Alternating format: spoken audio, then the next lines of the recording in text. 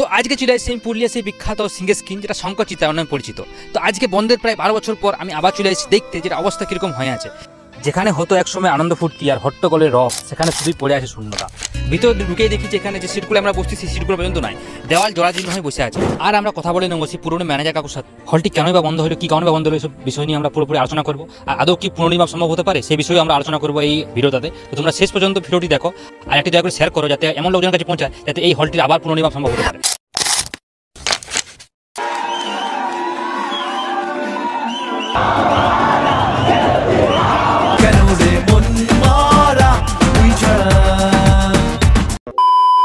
তো আজকে আমার কাছে আছে এই চাবিটা হচ্ছে আমাদের নস্টালজিক জীবনের একটা অনেক বড় স্মৃতি। তো আজকে আমি চলে এসেছি আমাদের তেলকল পাড়ায় যে শঙ্কর সিনেমা হল ছিল আমাদের শঙ্কর চিত্রায়ন, সেইখানে। তোমাদের কোন প্রথম সিনেমা চিত্রায়নে দেখা তোমরা অবশ্যই কমেন্ট করবে। আর আজকে আমি খুলবো চিত্রায়নের চাবি অনেক দিন পর। এখন এটা অবস্থা কি সবই তোমাকে দেখাচ্ছি। তো আজকে চলো খুলছি শঙ্কর চিত্রায়নের। তো আজকে সেই নস্টালজিয়ার চাবি আমি খুলতে চলেছি তোমাদের সামনে। এই চাবিটা খুলছি এখানে, ঠিক আছে? তো খুলে গেছে আমাদের নস্টালজিয়ার চাবি। তো প্রত্যেক পুরুলিয়াবাসী কখনো কখনো এখানে আসেছেই, সেটা আমি জানি। তো তোমরা আর কি অনেক দিন পর নিয়ে আসে আবার সেই নস্টালজিয়াতে। তোমরা আমার সঙ্গে এন্ট্রি করো আর দেখো এখানে কী কী এখনও স্মৃতি তোমাদের পড়ে আছে আর এখন সেটার কী অবস্থা, এই ধ্বংসাবশেষকে আমরা দেখতে এসেছি। আসি যাও আমার সাথে। চলে এসেছি শঙ্কর চিত্রায়নের একদম মধ্যখানে, যেখানে এখানে অনেক সিনেমার শর্টস দেওয়া থাকতো, ফটোগ্রাফ দেওয়া থাকতো। আর এইটা সেই গেট, যে গেটের বাইরে থেকে সাউন্ড শোনা যেত কিন্তু মানে ভিতরে কী চলছে সেটা কল্পনা করা যেত না, কারণ এখানে হাউসফুল বোর্ড প্রায় লেখা থাকতো। হাউসফুল বোর্ড মানে আপনার এন্ট্রি নাই, আপনি এখানেই থাকুন, এখান থেকে গার্ডে বলবে আপনি চলে যান বাড়ি। তো এইবার আমি খুলছি সেই গেট যেখানে আমরা সেই স্মৃতি বাস করে, যেখানে আমরা প্রায় ঢুকতেই সিনেমা এন্টারটেনমেন্টের জন্য। সেই এন্টারটেনমেন্টকে দেখতে আমরা ভিতরে দেখছি যে কী অবস্থা রয়েছে। আর আসুন আমার সঙ্গে।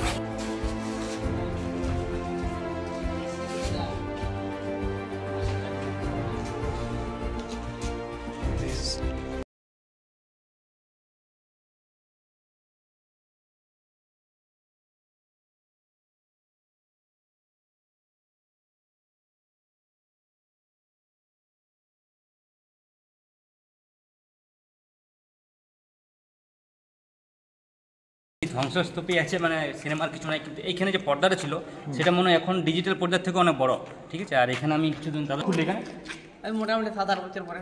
27 বছর পর এটা খোলা হয়নি? তাহলে এটা আমি মনে খুললি এখানে, আমি খুললি, ঠিক আছে? এখানে আর কেউ আসো না, যদি কেউ ভালো থেকে ভিডিও বানাই তো বানাই, কিন্তু এখানে আমি মনে প্রথম খুললি। আর এই জায়গাটা আমি দেখতে পাচ্ছি যখন মানে পুরো একদম ধ্বংস, মানে কিছু না জায়গাটার মধ্যে। চেয়ার থাকতো এখানে, দেখো ওইখানে আমাদের পর্দা থাকতো, এখানে অনেক বড় পর্দা থাকতো। উপরে ব্যালকনি, এই ব্যালকনিতে আমাদের কি দেখি প্রজেক্ট থাকতো। তো ব্যালকনির উপরে এখানে যারা একদম স্পেশাল সিট লিয়া দরকার ছিল তার দোতলায় যেত। তো আমরা দেখবো দোতলায় কি কি অবস্থা। এখানে টিকিট কাউন্টার, এখানে টিকিট বিক্রি হতো।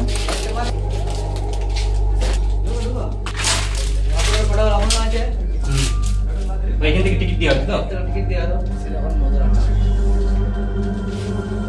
তো এখানে দোতলা আমরা যাচ্ছি।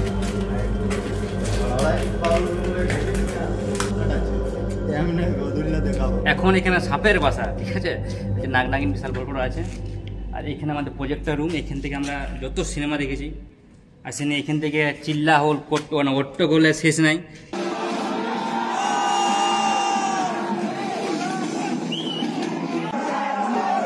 মানুষজন নিজের ইমোশন আবেগ এখান থেকে মানুষজন সব কিছু করতো। এখন সেখানে শূন্যতা, শুধু শূন্যতা পড়ে আছে।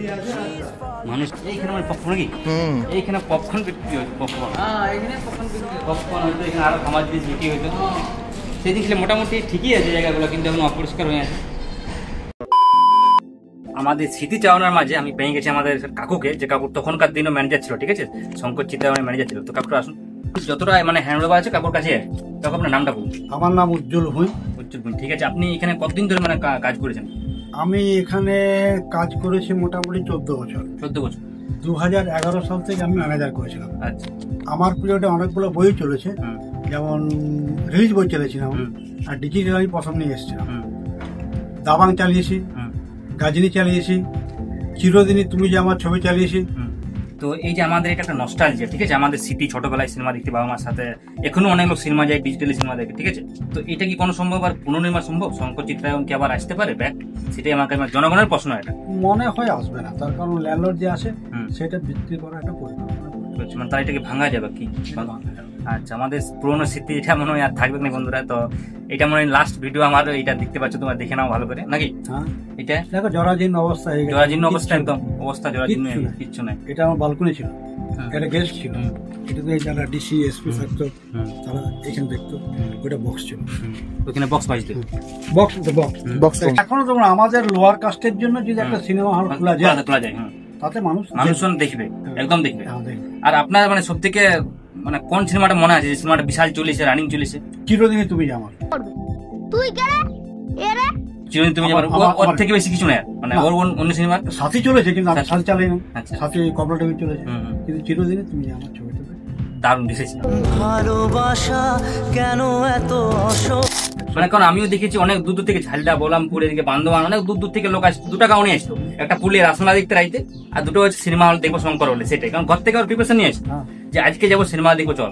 সবার একটা কৌতূহল টিকিটের দাম, যে কত দিলে আমরা এন্টারটেনমেন্টটা পাতি প্রথমকালে, আর শেষ দিকে যখন সিনেমাটা বন্ধ হলো, তার টিকিট দাম প্রথমে কত ছিল? প্রথম যখন 1979 সালে হলটা স্টার্টিং হয়, হ্যাঁ, তখন বালকনি যেটা, হুম, এটা 4 টাকা 65 পয়সা 4 ছিল, টাকা, মাত্র 4 টাকা। 4 টাকা 65, হুম, আর বক্সটা ছিল 5 টাকা 25, হুম, আর রিয়াল স্টেটটা ছিল 2 টাকা 45, আচ্ছা, আর মিডিল স্টলটা ছিল 2 টাকা 10, হ্যাঁ, তখনকার দিনে, হ্যাঁ, আর ফ্রন্ট স্টলটা ছিল 90 পয়সা। আচ্ছা, তারপর আস্তে আস্তে বেড়ে হুম, লাস্ট হয়ে গেল, লাস্টে যে আবার শুনো, জিতের আবার শুনো, হ্যাঁ, আর বালকনিটা হলো 30 টাকা, হুম, আর বক্সটা হয়ে গেল 35 টাকা, হুম, আর রিয়াল স্টলটা হলো 15 টাকা, হুম, আর মিডিল স্টলটা হলো 10 টাকা, হুম।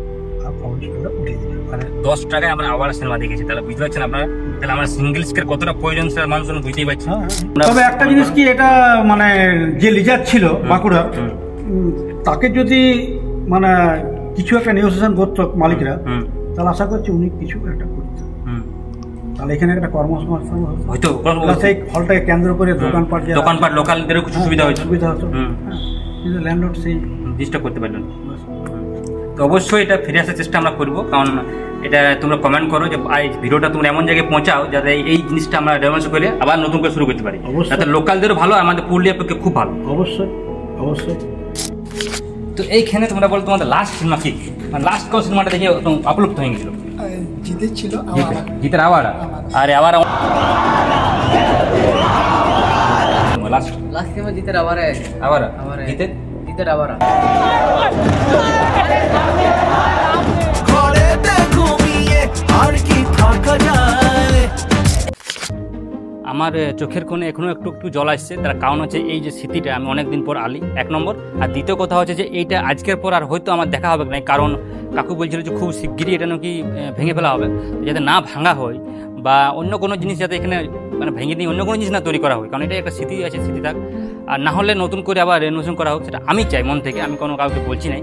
তো তোমরা যদি জিনিসটা চাও তো অবশ্যই তোমরা কমেন্ট করো, আর আশা করি এটা আর এখানে আসা হবে নাই। তো সেই জন্য আমরা এখানে আমার যত ভিডিও ক্যাপচার করলি, এখানে সবাই সব কিছু আছে, এখানে আমাদের রিল পড়ে আছে, এখানে মানুষের পায়ের ধুলো হয়তো এখনো পড়ে আছে, যে মানুষগুলো এখন হয়তো বেঁচে নাই, সিনেমা দেখতে আসছে, আর তাদের পায়ের ধুলো আছে, আমাদের বাবা মার পায়ের ধুলো আছে। সেখানে আমি বলবো যে এটা আবার রেনোভেশন হওয়াই দরকার।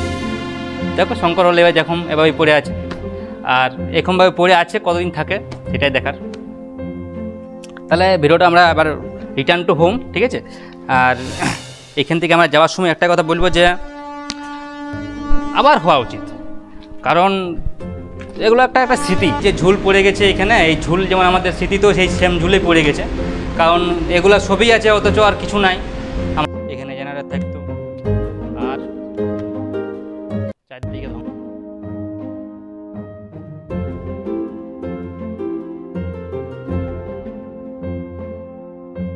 দাম ছিল বেশি নয়, এখানে টিকিটের মূল্য আমরা দেখি এইখান থেকে এখান থেকে। আর এখানে যদি টিকিট আমাদের বিক্রি যদি সব কিছু, তাহলে এখানে লেখা হতো হাউসফুল, এখানে আর টিকিট পাওয়া যেত না। যখন এখানে কোনো একজন কাকু থাকতে পারে এবার ব্ল্যাকের টিকিট চাই, ওইখানে ব্ল্যাকের টিকিট দেওয়া হয়তো, 30 টাকার টিকিট 50 টাকা দেওয়া হয়তো, তাও মানুষ মানে সংকোচ করতো না, 50 টাকা দিয়েও মানুষ ঢুকতো এবং আনন্দ উপভোগ করতো। সেটাই আমাদের এখন ছোটোবেলার কাছে স্মৃতি।